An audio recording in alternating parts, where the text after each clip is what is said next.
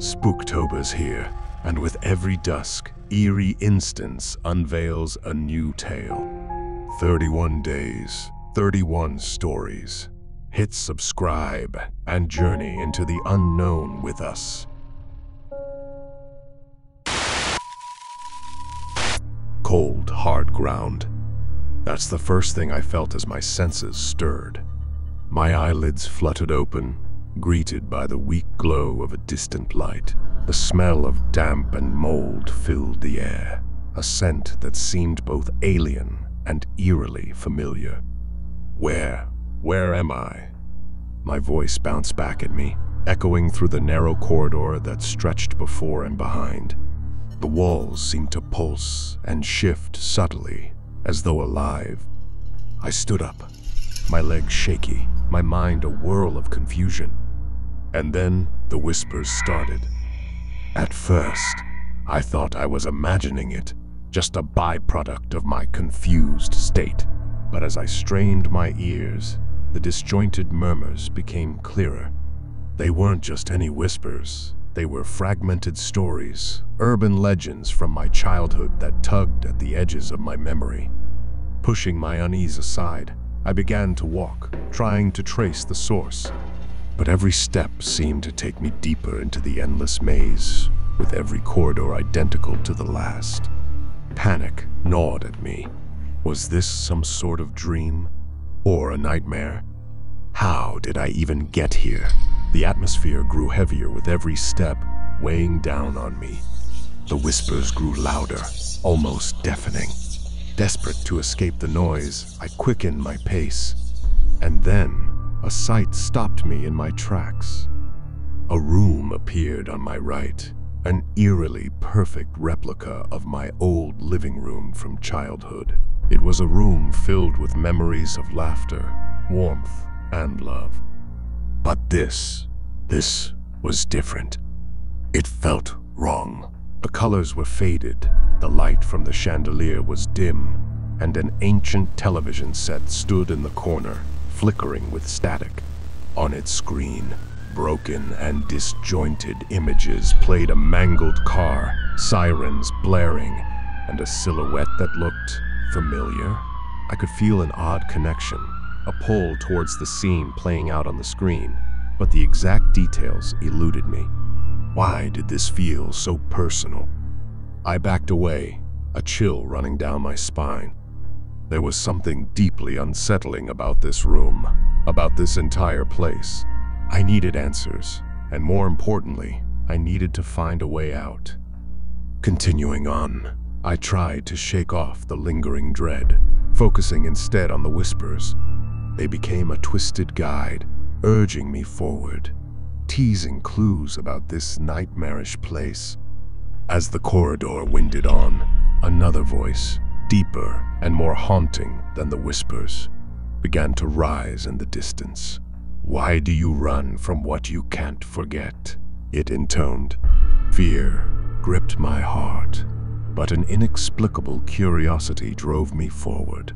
The voice held a promise, perhaps the key to unraveling this enigma. The need to understand, to piece together the shards of my fragmented memory, propelled me deeper into the labyrinth. I would find the source of that voice. I had to, and so I ventured further, driven by a mix of dread and determination, unaware that the depths of my subconscious held far darker secrets than I could ever have imagined. I stumbled through the unyielding corridors of the labyrinth, the walls pulsating as though they were alive. With each step, the distant murmurs became clearer, guiding me deeper into the maze. Memories fragmented, like broken glass on the floor of my mind, piercing with every recollection. Suddenly, the dim light of the corridor widened into a larger chamber. In its center stood a figure, shimmering and flickering like an old damaged film reel.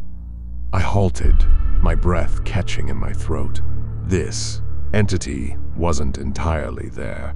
It was an embodiment of the stories that had haunted my childhood, a mesh of every ghost and ghoul I'd ever feared.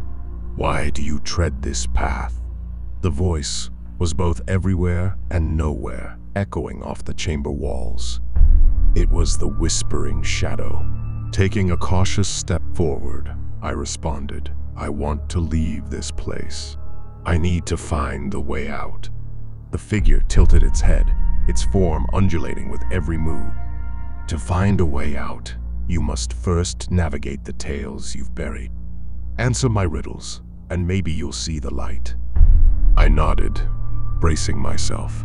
Each riddle it presented was familiar, fragments of urban legends I once knew. With every answer, the walls of the chamber shifted, revealing doorways that led to new corridors. The third riddle struck a chord deep within. In woods, they sat, young and free, yet one tale turned glee to tragedy. Who were they? A jolt of memory surged through me. Campfires, laughter, the chilling tales of our youth. Children, I whispered. Friends, around a campfire. The whispering shadow seemed to shimmer brighter for a moment. Correct, it murmured, a note of melancholy in its tone.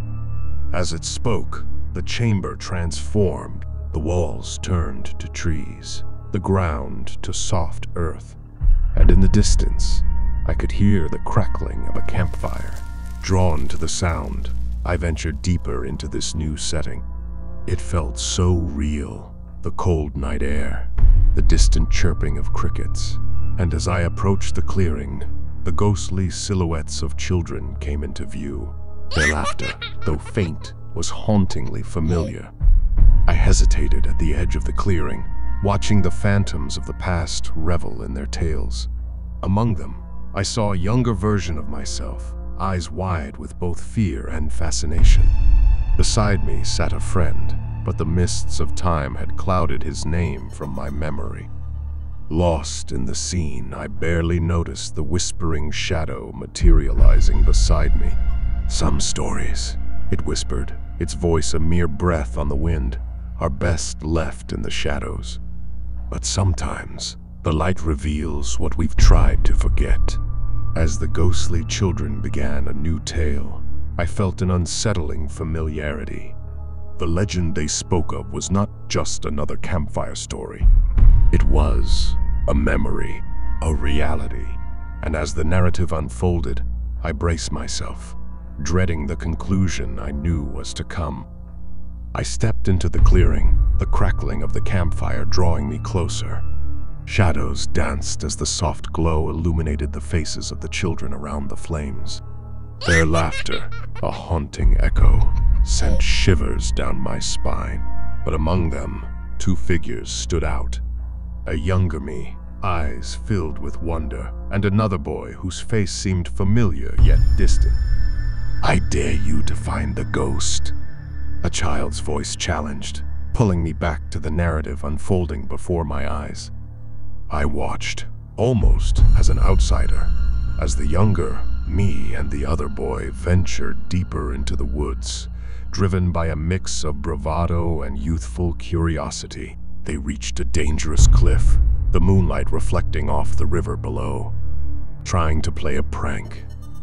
The other boy pretended to be the ghostly figure from the legends, his voice echoing in the stillness. But the reaction it provoked was anything but playful. In a moment of panic, the younger me shoved the boy away, watching in horror as he tumbled down, his scream merging with the rush of the wind before being silenced by the waters below. The weight of the memory crashed into me like a tidal wave. The maze, the whispers, the shadows, all were fragments of my tormented psyche, leading me to this very moment. A suppressed memory, a truth too harrowing to face.